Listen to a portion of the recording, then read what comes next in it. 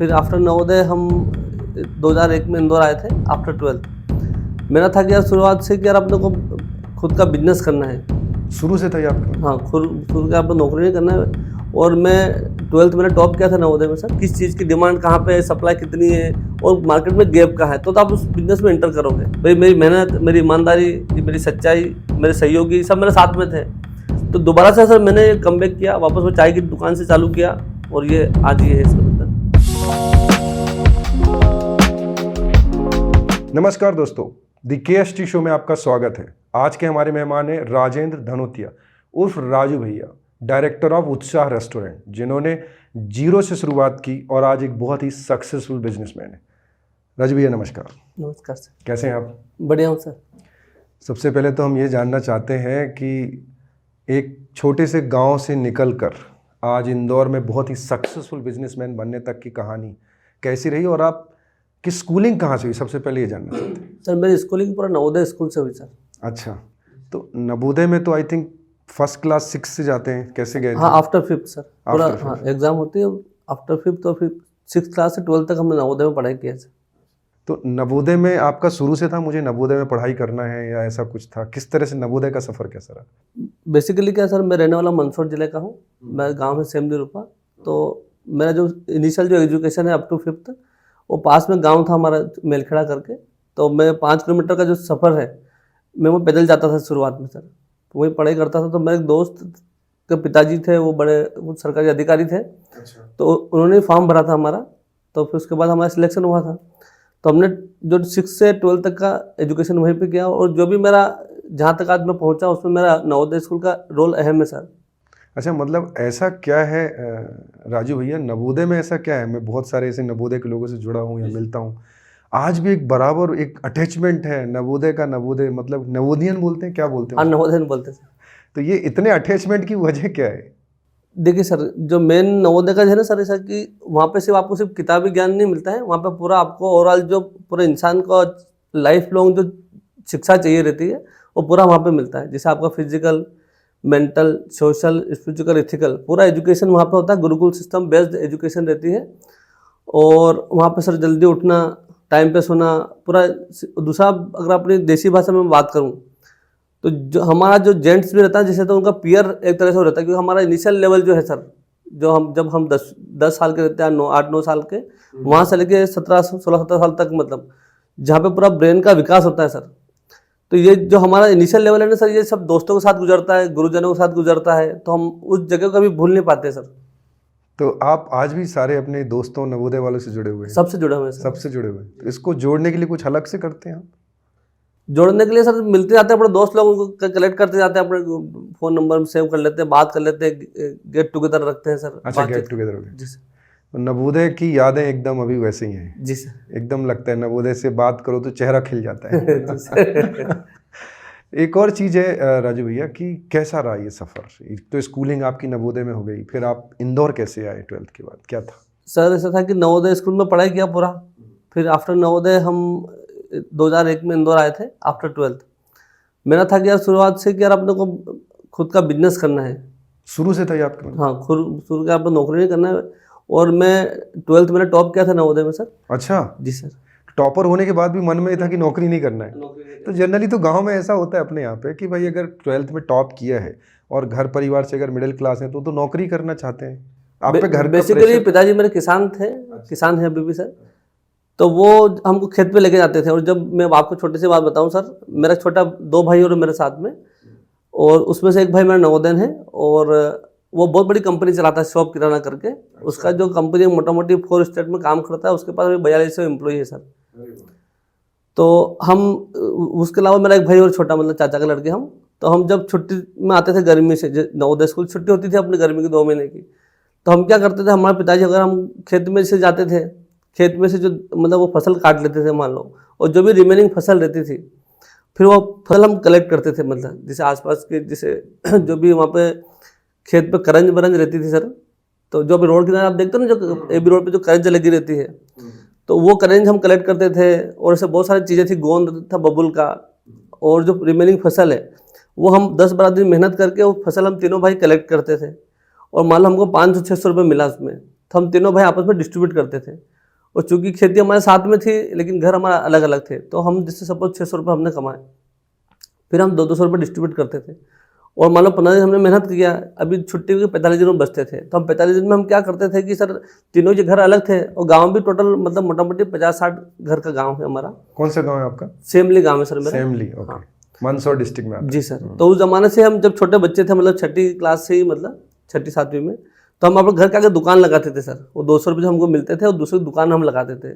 दुकान में हम क्या करते थे कि हमारा पास में जो कस्बा था शामगढ़, हम वहाँ जाते थे, तीनों भाई सामान एक बार साथ में ले आते थे, फिर अपना सामान अलग। उसमें भी जब छोटे बच्चे थे तो वो समोसे छोटे छोटे आते थे, कचौरी आती थी, वो इनाम का पत्ता आता था।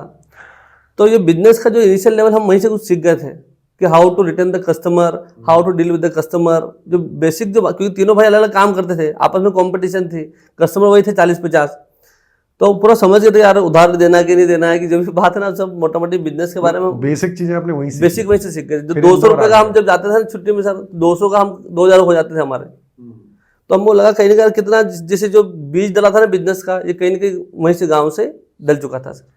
फिर आप इंदौर कैसे आए, कब आए? तो आफ्टर 12th जब इंदौर आए तो मेरा था कि यार अपने को खुद का बिजनेस करना है।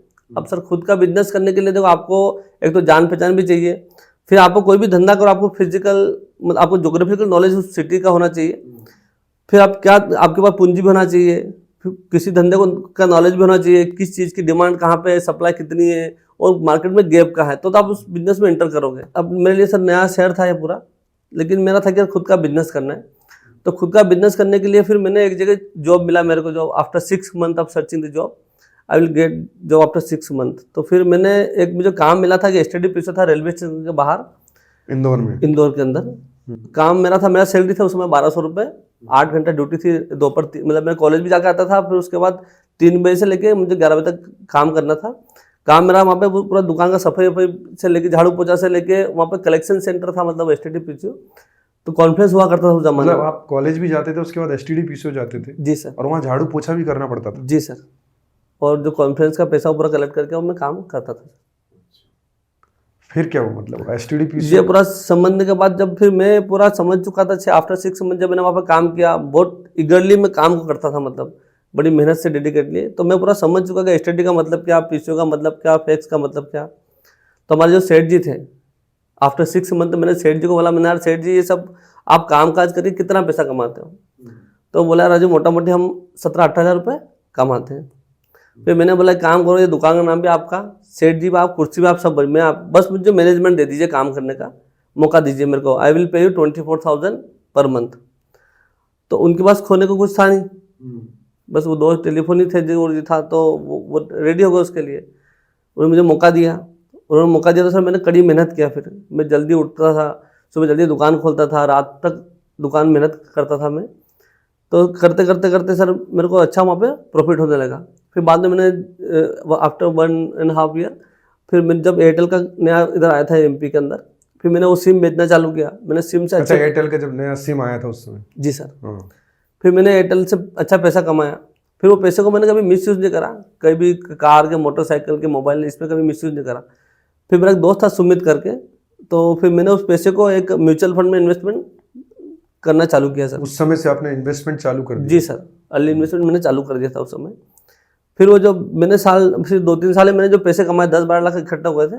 फिर मैंने बाजू का एक बहुत बड़ा वहाँ पर ट्रांसपोर्ट था सर, पंचोली ट्रांसपोर्ट उसका नाम था। तो फिर जितना हो गया था पूरा अपना काम, लाइफ चल रही थी आसानी से।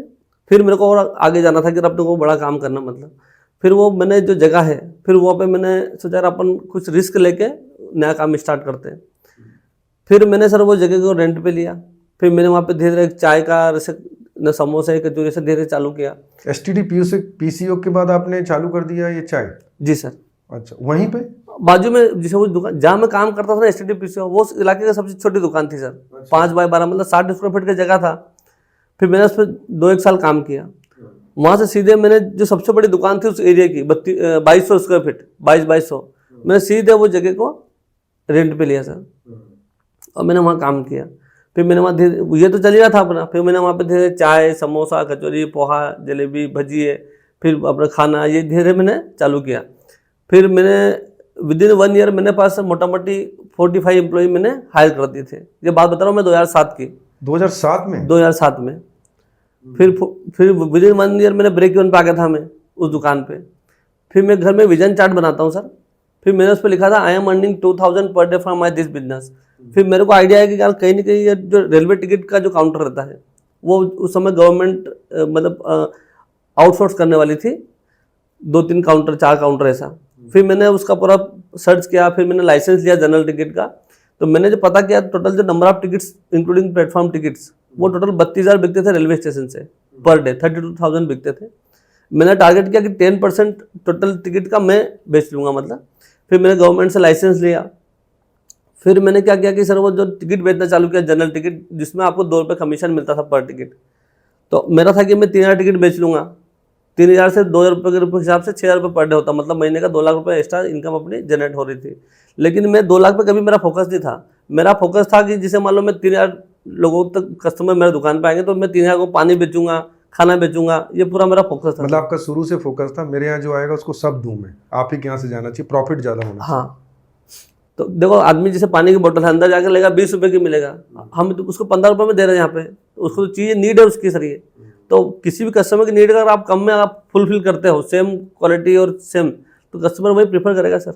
और क्विक सर्विस मिल रही है आदमी को, वहाँ आधा घंटा खड़ा रहना पड़ता है, इमीडिएट सर्विस मिल रही है। फ्री हमने इन्फॉर्मेशन सेंटर जो रहता है पूछताछ के अंदर रेलवे का, वो हमने फ्री में बाहर ही सेटअप कर दिया था। तो कस्टमर बहुत आते थे सर, इजीली टिकट मिल गई तो समय जैसे मान लो आधा घंटा उनके पास, तो वही आधा घंटा खाना भी पैक करवा लेते थे आराम से। हमारी टीम थी जो पूछती सर खाना पैक करना है क्या, नाश्ता पैक करना था, जो आदमी को पूछ पूछ के हम ऐसे करते थे। तो फिर हमने वो काम चालू किया सर। फिर जब मैंने वो विजन चार्ट बनाया तो फिर मेरे को टिकट का आइडिया आया।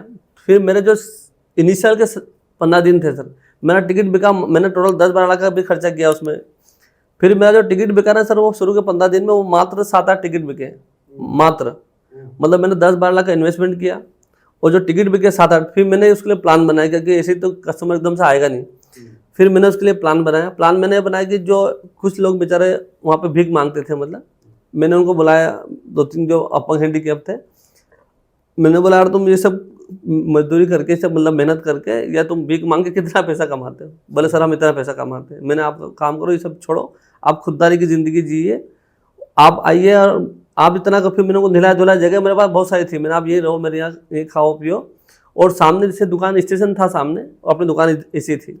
मैंने बोला कि आप ऐसा करो, ये सुबह बढ़िया तैयार होकर नहा धो के बढ़िया वहाँ बैठो, कस्टमर को इन्फॉर्मेशन दीजिए कि टिकट काउंटर से सामने भी है गवर्नमेंट का ऑथराइज टिकट काउंटर। फिर मैंने से पर्चे छपाए, फिर मैंने आरपीएफ वाले से बात करी, मैंने जो जीआरपी वाले उनसे बात करी।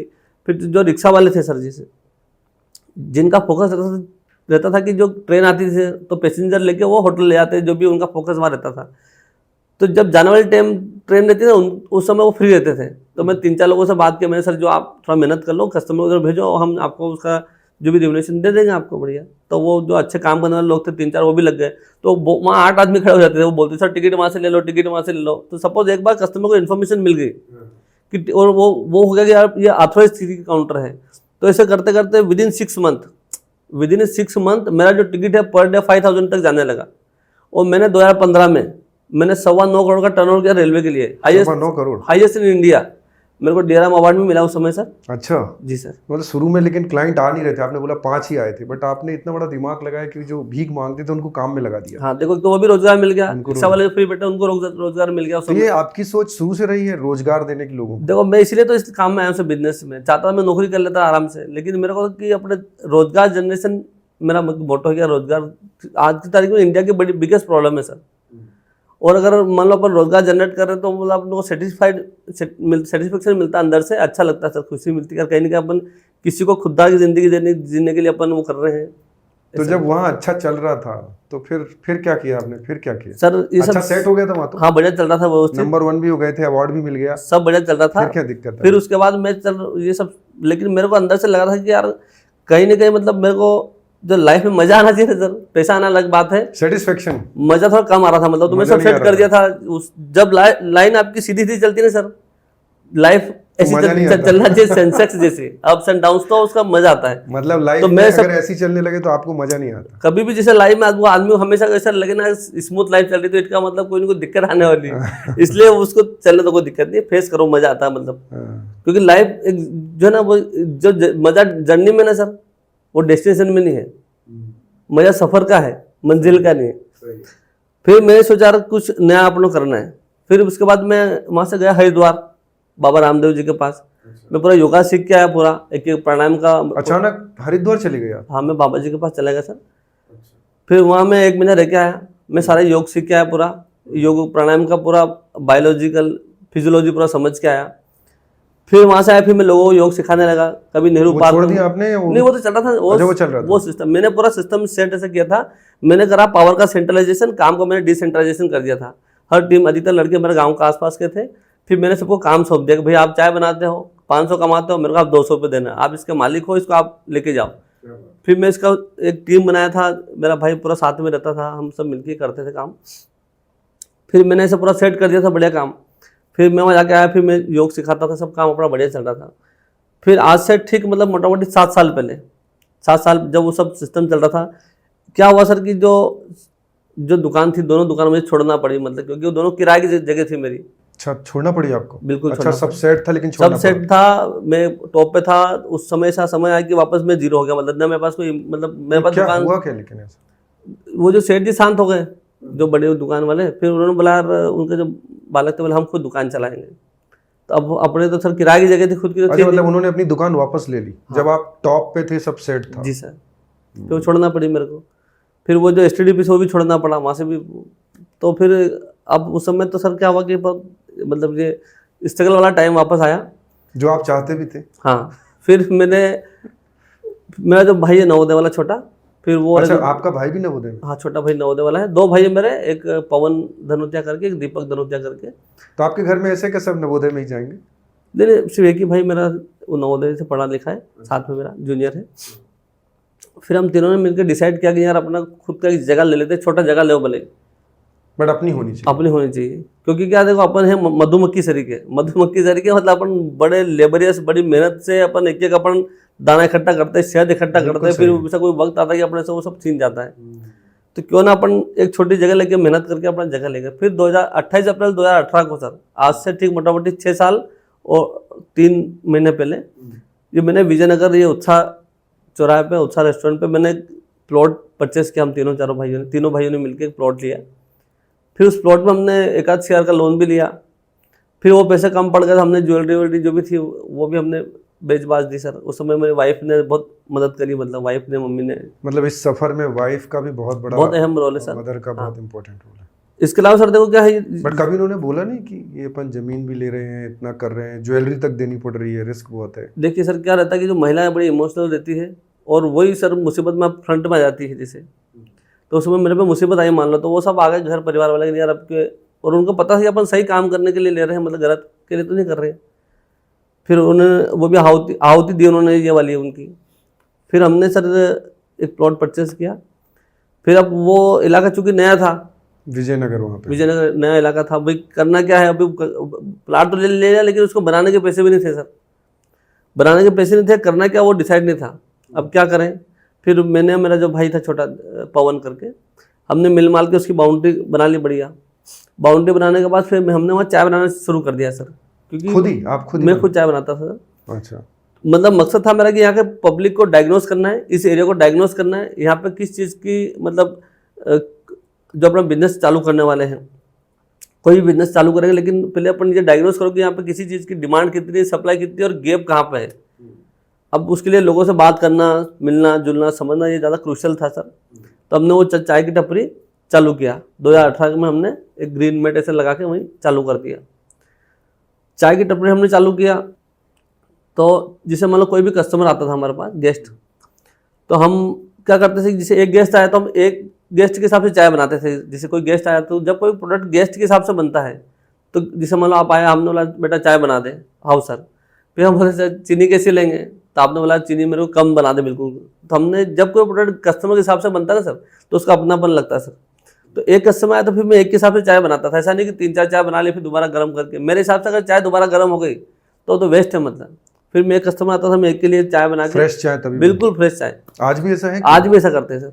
तो वो चाय हमने आपको सर्व करी, चाय आपको अच्छा लगा, आपके हिसाब से बनी, मजा आया, लेकिन आप हमको बोल नहीं पाए। फिर आप जाने लगे, फिर मैं आपको टोकता था, सर चाय कैसी बनी, तो आप बोलते चाय बहुत बढ़िया बनी, मजा आया। फिर जैसे हमारा ऑफिस में सब कलीग बैठे शाम को, आपने बोला बढ़िया चाय पीना है, तो आपके ब्रेन में बढ़िया बट फीड था, तो आपने बोला अपन उत्साह चलते।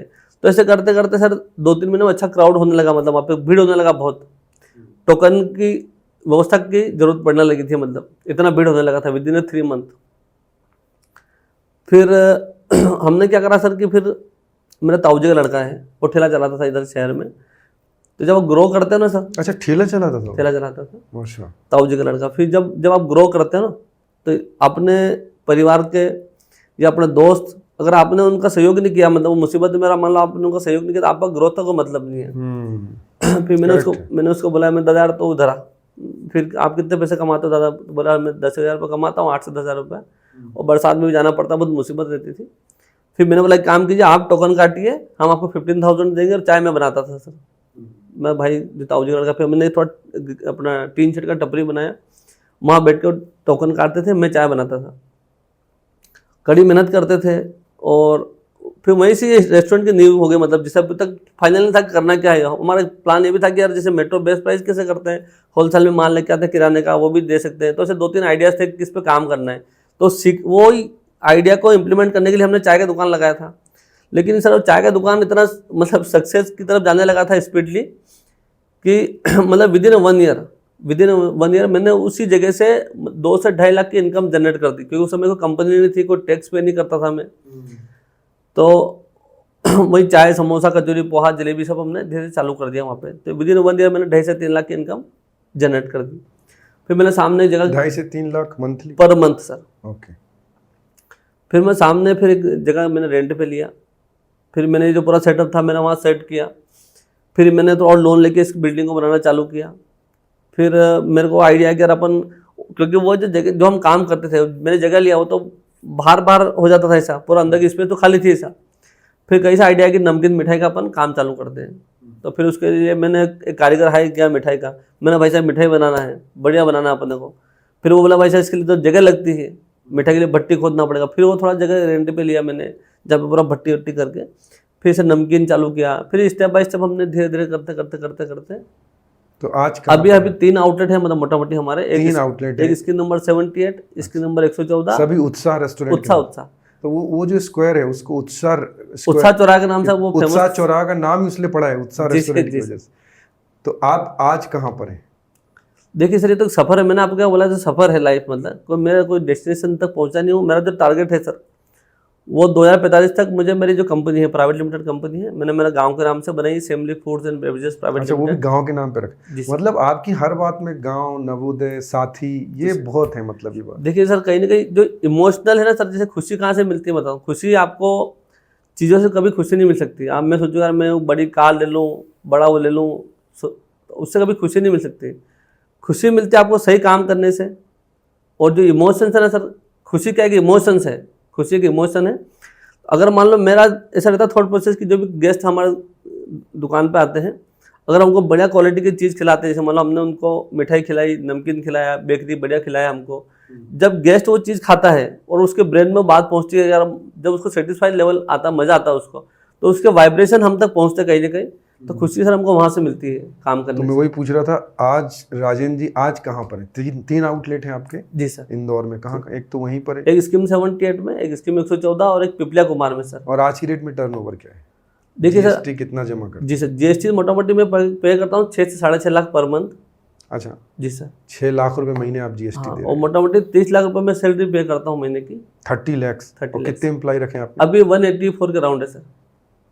अच्छा। और मेरा है 2045 तक मैं 1 लाख लोगों को कम से कम रोजगार दूंगा, और 1 लाख करोड़ की मैं कंपनी बना लूंगा सर। 2045 तक का मेरा टारगेट है, मैं उससे पहले अचीव कर लूंगा सर। बना लेंगे आराम से सर। तो उसके लिए कुछ रोड मैप भी बनाया होगा? पूरा मैंने प्लान बनाया हुआ कैसे करना। मेरा कि एक सिटी के अंदर मेरा सेंट्रल किचन रहेगा, फिर उस सिटी के अंदर 8 से 10 आउटलेट रहेंगे सर।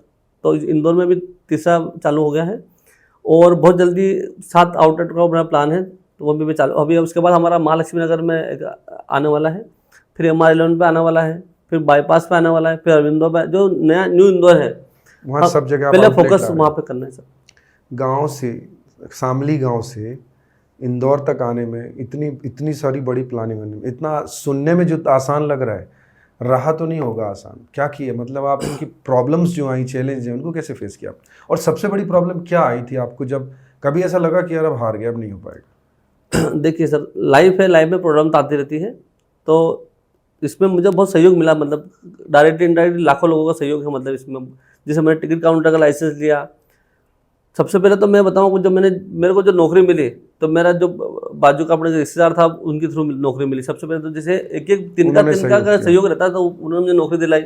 फिर दूसरा जो मेरा अहम जो मेरा सहयोग है, जो सेठ जी जो राजी हुए थे मुझे वो काम देने के लिए, मतलब जो मुझे उन्होंने भी रिस्क लिया कि भाई नया आदमी था, कैसे यार मालूम पड़ा गलत काम करके भाग नहीं जाए लड़का, तो उनका भी अहम रोल था।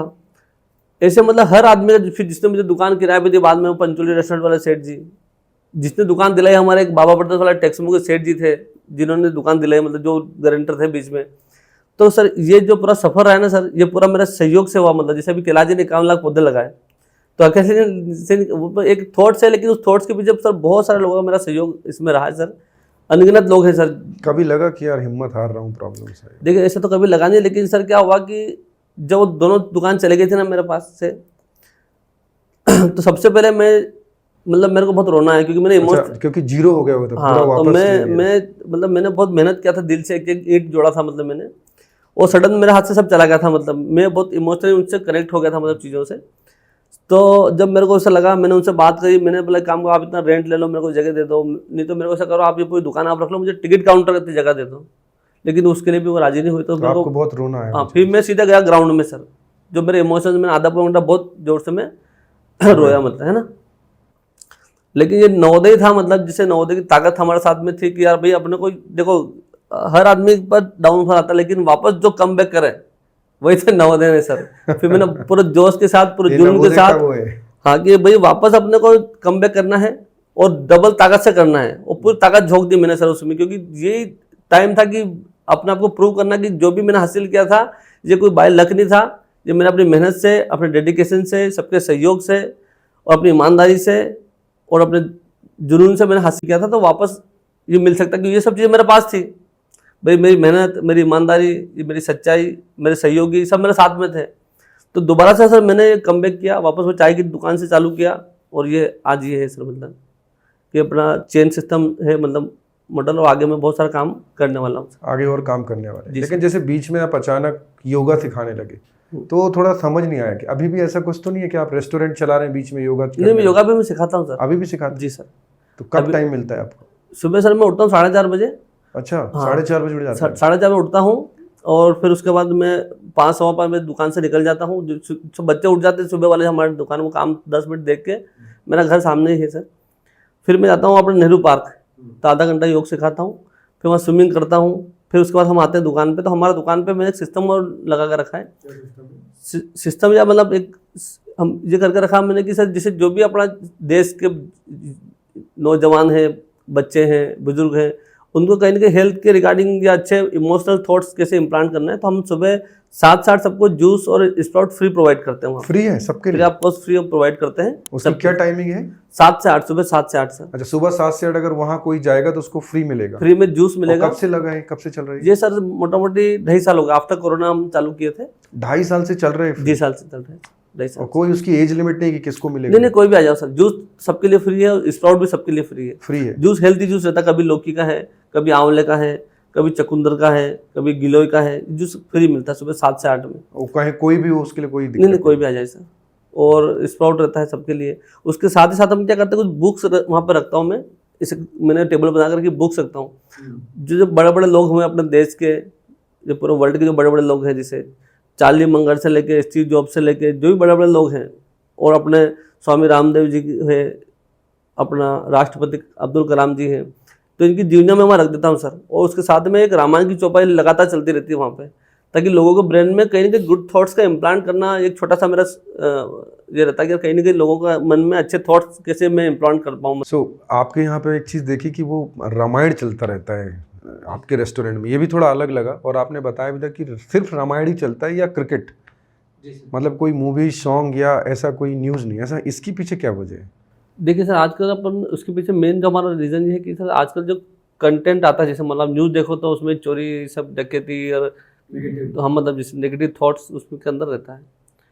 फिर उसके मतलब जो मूवी भी चलाते हैं या गाने चलाते हैं तो उसमें सही थॉट्स नहीं आते, मतलब जैसे मान लो फैमिली के साथ आते हैं तो आजकल से कंटेंट नहीं आता कि सर उसके साथ बैठ के देखा जा सके। तो हम चाहते हैं कि वो अलग बात होगी, उसको तो छोड़ दो, अपन क्या कर सकते थे, हम उसके लिए हम रामायण चलाते हैं। रामायण से क्या होता है सर कि जैसे मान लो उसके अंदर जो भी बात बताते गहरी बात रहती है और कहीं ना कहीं शिक्षा उसमें मिलती है, हर पार्ट हर एपिसोड से शिक्षा मिलती है।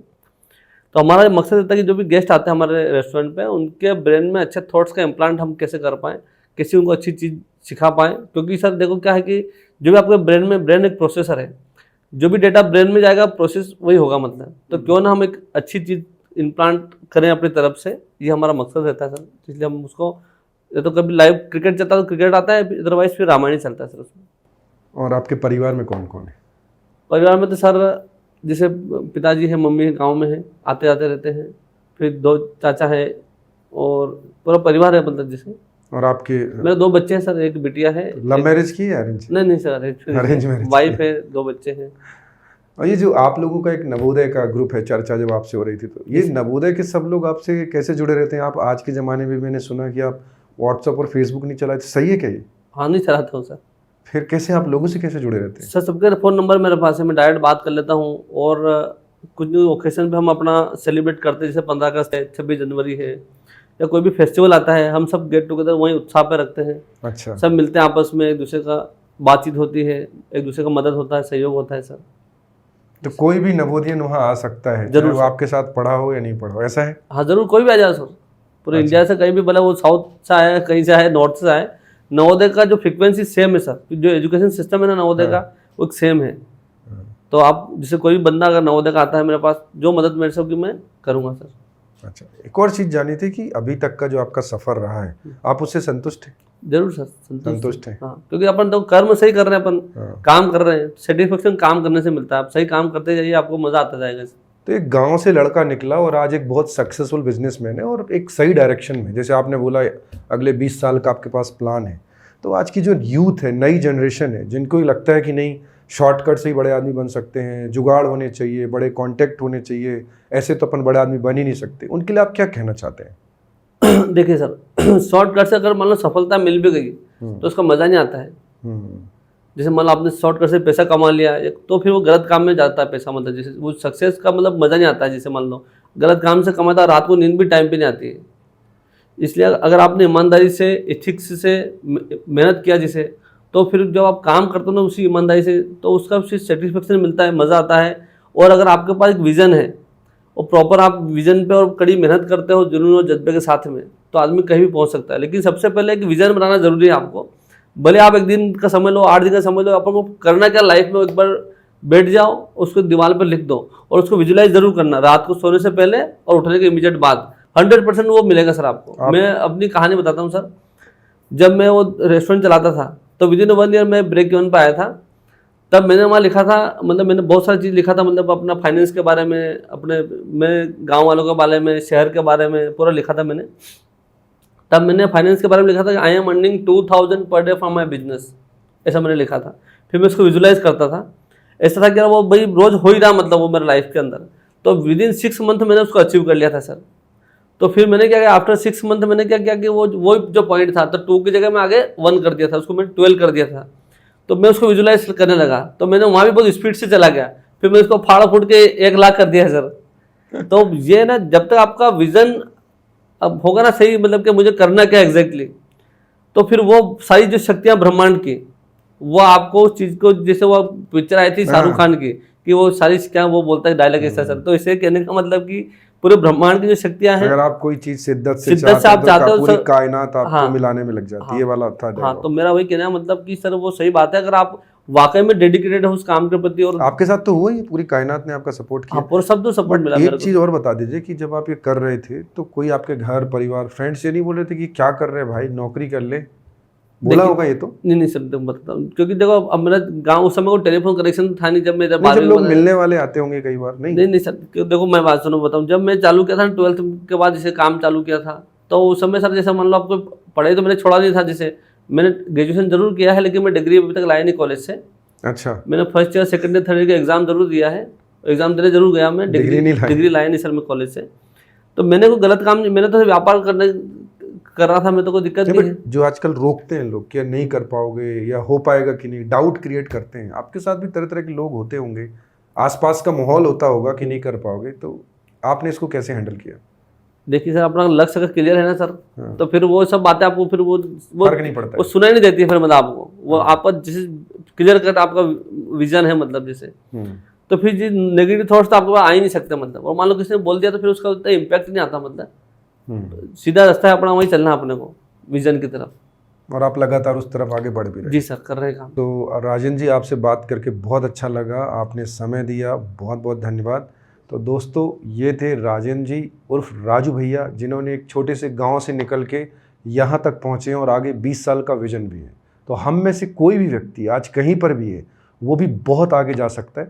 और अगर राजू भैया से मिलना है तो विजयनगर है जो उत्साह रेस्टोरेंट है वहाँ पर है, और उत्साह चौराहा ही उसको बोलते हैं। जैसा राजू भैया ने बोला, अगर किसी तरह की कोई मदद हो या आप ये बात जाके करना चाहते हैं, इवन वो बहुत सारी चीज़ें सिखाते भी हैं, तो आप जाके वहाँ पे मिल सकते हैं और सीख भी सकते हैं।